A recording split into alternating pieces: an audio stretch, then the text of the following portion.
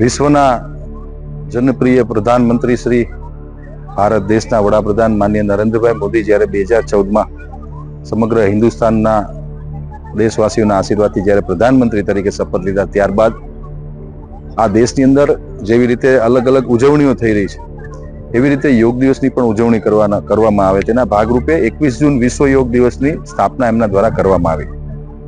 આજે 11મા વર્ષે જ્યારે આખો દેશ યોગમય બની રહ્યો છે, માનનીય પ્રધાનમંત્રી શ્રી મોદી સાહેબનો એકમાત્ર સંકલ્પ છે કે યોગના માધ્યમથી દરેક વ્યક્તિ પોતાનું આરોગ્ય અને પોતાનું શરીર સારું રાખે, તંદુરસ્ત રાખે.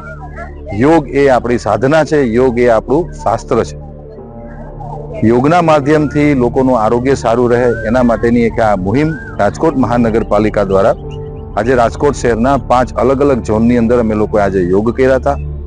હજારો લોકોની રાજકોટ શહેરીજનોના ઉપસ્થિતિમાં આ યોગનું આયોજન કર્યું હતું અને ખાસ કરીને આ યોગાના કાર્યક્રમની અંદર રાજકોટ મ્યુનિસિપલ કોર્પોરેશન દ્વારા 2016થી એક નવતર કાર્યક્રમ પણ અમે લોકો કરીએ છીએ, જે દેશમાં સર્વપ્રથમ વખત 2016માં રાજકોટ મહાનગરપાલિકાએ ચાલુ કર્યો હતો.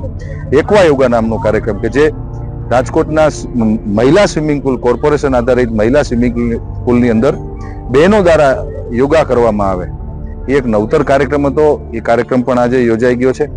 આપના માધ્યમથી રાજકોટ શહેરના શહેરીજનો, ગુજરાતના નગરજનો અને દેશના નાગરિકોને વિશ્વ યોગ દિવસની ખૂબ ખૂબ શુભકામનાઓ પાઠવું છું.